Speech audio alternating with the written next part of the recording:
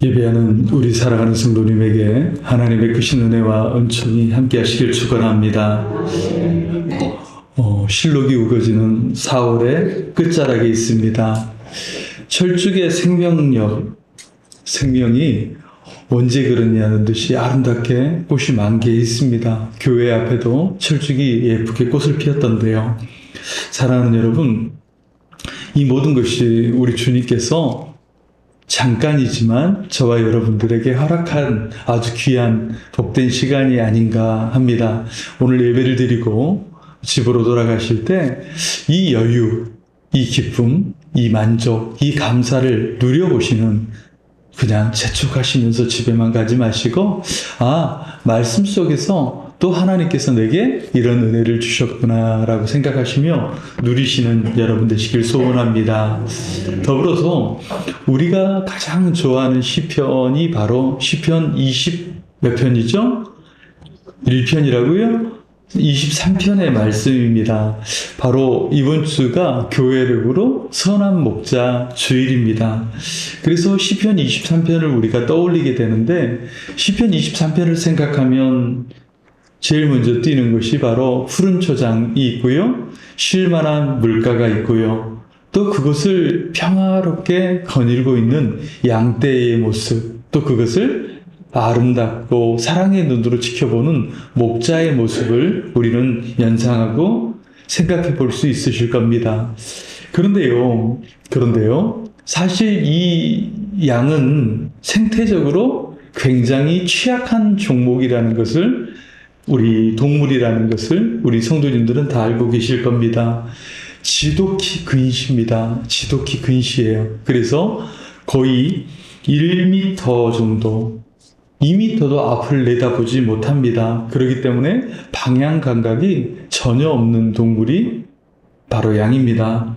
스스로 길을 찾지 못해서 혼자 남겨지면 그저 울면서 그 자리에 멈춰 서버립니다. 갑자기 양의 울음이 어떻게 될까 생각해 보다가 염소의 울음소리를 낼까봐 멈췄습니다. 그래서 가만히 우두커니 서 있다가요, 그러니까 늑대와 같은 포식자가 달려들면 도망치지도 못하고 그 자리에 얼어붙기도 하고요. 그러다가 잘못해서 넘어지면 제 모습으로 일어나지도 못합니다. 그래서 두 다리만 위로 올리며 벌벌 떤 채 그 상태의 몸에 가스가 차서 질식해서 죽기도 합니다. 그런데 우리들이 한 번 더 생각해 볼 것은 뭐냐면요, 이 양에게 목자가 있으면 참 좋겠잖아요. 그러니까 이 양에게 목자가 있다라는 거, 그것은 좋은 선택이 아니라 생존의 조건이 된다라는 거예요. 양에게 목자가 있다라는 것은 생존의 조건이 된다라는 것을 우리는 생각해 볼 수 있을 겁니다. 오늘 예수님께서는 이 관계를 저와 여러분에게 좀 더 깊이 설명해 주고 계시기 위해서 나는 양의 문이다, 나는 양의 문이라 이렇게 말씀해 주고 계십니다. 더 보면 예수님께서 바로 양과 목자의 관계로 저와 여러분들을 설명해 주고 계신다라는 겁니다.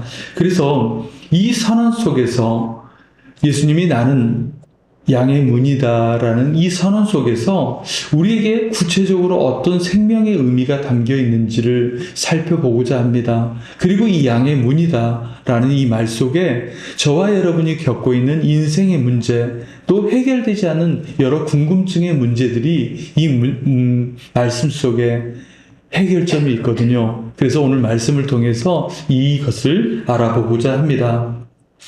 첫 번째는요, 담을 넘는 자가 나옵니다. 담을 넘는 자가 나오는데, 그와 반대로 목자의 목소리로 아는 목자의 음성이 나타납니다.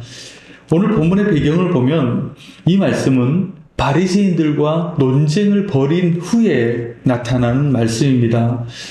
전장 요한복음 9장을 보면요, 어떤 말씀이 나오냐면 날 때부터 맹인된 자가 나옵니다. 날 때부터 맹인된 자, 예수님께서는요, 그를 날 때부터 맹인된 자를 치료해 주시거든요. 그래서 그가 보게 되는 역사가 나타납니다.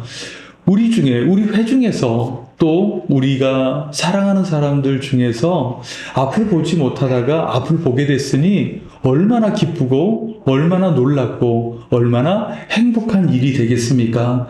그런데 9장에 나타나는 바리새인들은 그 기쁨에 동참하기는커녕 그를 맹인된 자를 불러다가 율법으로 그를 신문합니다. 어떻게 해서 네가 낫게 되었느냐? 또 내가 불법적으로 낫게 됐으니 이러하다라고 예수 그리스도를 이야기할 때 공동체에서 신문하고 그를 공동체 밖으로 쫓아내버리고 말거든요. 사랑하는 여러분, 이런 경우를 뭐라고 표현해야 될지 모르지만 주님께서는 이러한 상황을 보고 문으로 들어가지 않는 자, 문으로 들어가지 아니하고 담을 넘어가는 자들은 다 절도자요 강도라 우리에게 말씀해 주고 있다라는 거예요. 이것을 다시금 이야기하면 당시에 종교 지도자, 유대 종교 지도자들을 바로 그들은 하나님의 이름을 빌려서 지금 백성들을 가르치고 백성들을 어쩌면 통치하고 백성들을 영적으로 인도하고 있었지만 이 말씀으로 우리가 살펴보고 있을 때 이들이 하고 있는 것은 양을 돌보는 것이 아니라 어쩌면 자신의 기득권을 지켜가고 있는 거예요. 자신의 자리를 지켜가고 자신의 위치를 지켜가고 그 모습을 유지하기 위해서 살아가는 그런 모습으로 우리는 살펴볼 수 있다라는 겁니다. 그래서 성경은 오늘 예수님의 말씀을 통해서 이것은 담을 넘는 행위다. 문으로 들어가지 아니하고 담으로 넘어가는 행위라라고 표현하고 있다라는 겁니다. 정당한 사랑과 헌신적인 사랑과 돌보는 사랑과 함께 울어주는 그런 마음이 아니라 권위와 강압으로 영혼을 통제하려는 그러한 행위, 사랑이 바탕되지 않는 단지 자신의 기득권과 자신의 것을 유지하고자 하는 그런 모습으로 살아가는 모습을 우리 성경 말씀을 통해서 알아보게 하고 우리를 돌아보게 한다는 겁니다. 교회에서 예배하고 있는 저와 여러분에게도 우리 삶 속에서도 담을 넘어오게 하는 것들이 굉장히 많다라는 것을 우리는 살펴볼 수 있는데 몇 가지로 살펴보면요. 돈이 있어야 대접을 받는다. 물질 만능주의잖아요. 우리 안에도 어느 순간에 이것이 당연한 것처럼 들어와 있습니다. 또 남보다 앞서가야 가치 있는 인생이다. 성공 지상주의. 우리 안에도 의식 속으로 들어와 있습니다. 또 사람들에게 나는 어떻게 평가되고 있는가. 사람들에게 좋은 소리를 들어야 돼요. 좋은 인식, 그것이 바로 나의 정체성이 되어야 된다라는 평판이라는 감옥 속에 우리를 집어넣고 있는 그런 모습들요.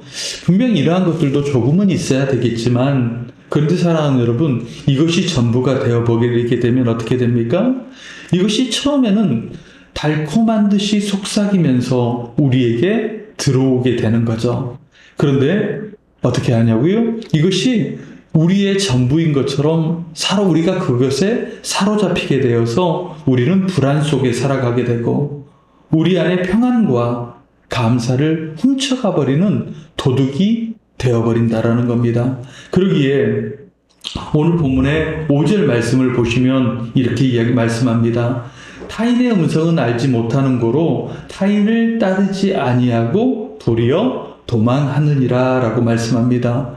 양은 목자의 음성을 알기에 타인의 음성이 들리면 어떻게 한다고요? 도망친다라고, 듣지 않고 도망친다라고 말씀하고 있습니다. 그와 반대로 선한 목자는 어떻습니까? 매일 양의 이름을 부르고 말을 걸며 그 양과 신뢰를 쌓아가고 있다라고 말씀하고 있습니다. 이 말씀이 우리에게 주는 말씀은 무엇입니까? 우리가 매일 성경을 읽고 기도하며 예배를 드리는 이유는 단순히 우리가 그리스도의 신자, 하나님의 백성으로서 의무를 다하기 위해서 이것을 행하고 있다, 거기에만 국한되는 것이 아닙니다.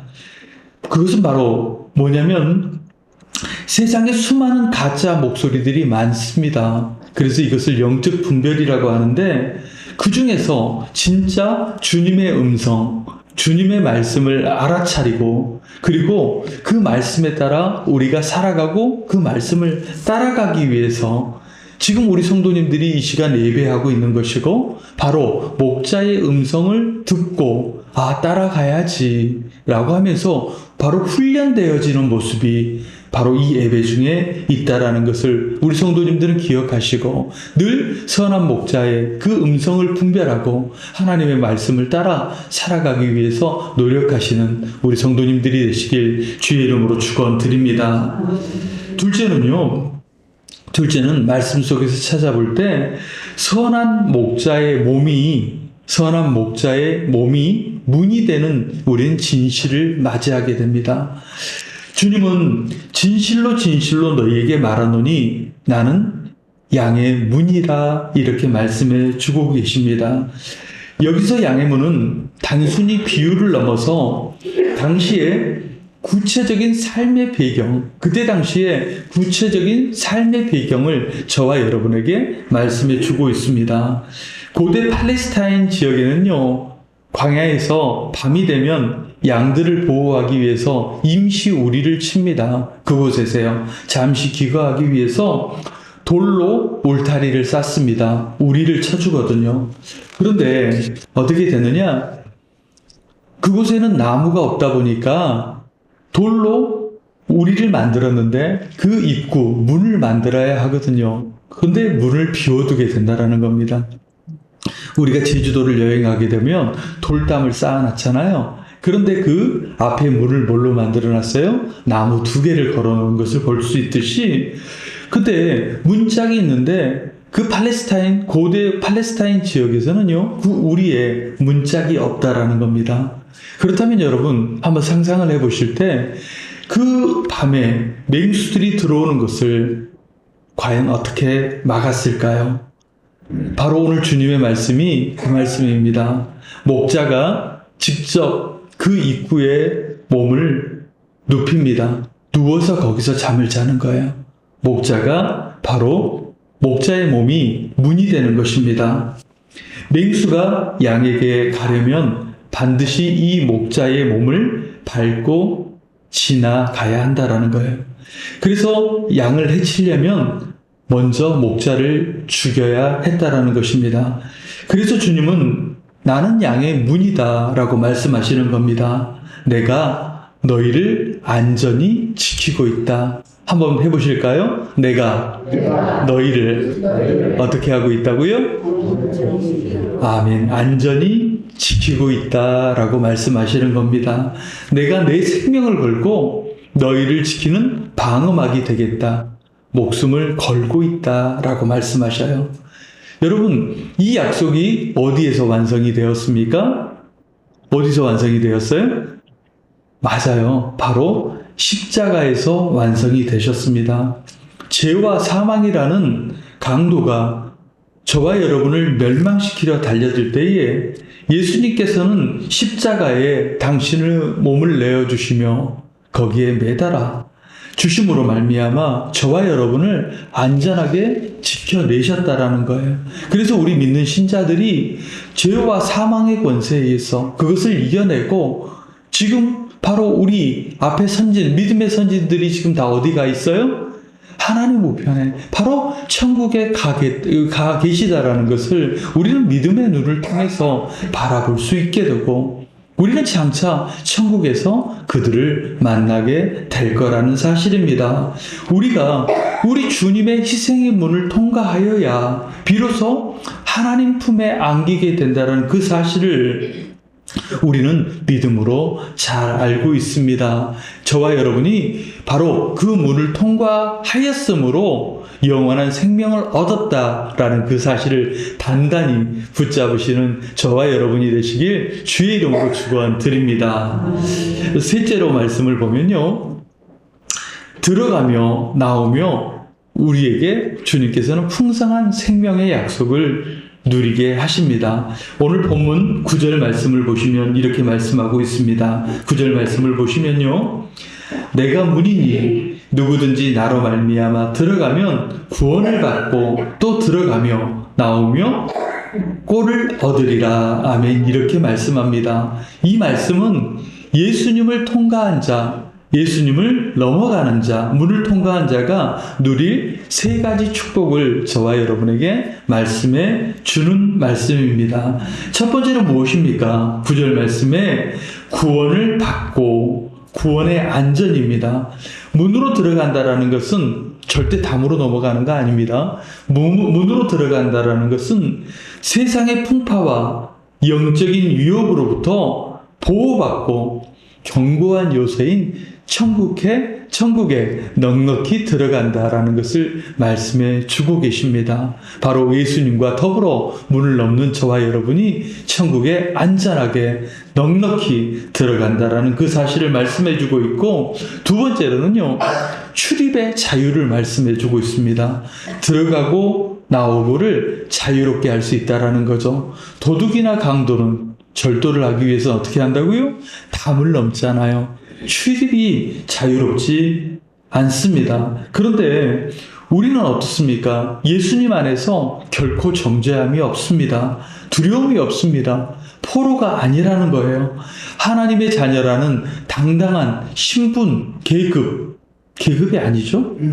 신분의 자유가 저와 여러분에게 주어졌으니 세상에 나아가서 담대하게 자유를 누리며 살아갈 수 있는 그것을 저와 여러분에게 허락해 주셨다라는 겁니다. 또한 셋째는 무엇입니까? 꼴의 풍요를 주시는 거예요. 꼴의 풍요. 목자는 결코 양을 굶기지 않습니다. 영혼의 갈급을 채우는 하늘의 신령한 만나를 통해서 끊임없이 저와 여러분에게 공급하고 또 안전하게 저와 여러분을 인도해 주실 거라는 사실입니다. 오늘 10절 말씀을 우리 함께만 읽어보겠습니다. 자, 10절 말씀 함께 읽어볼까요? 시작.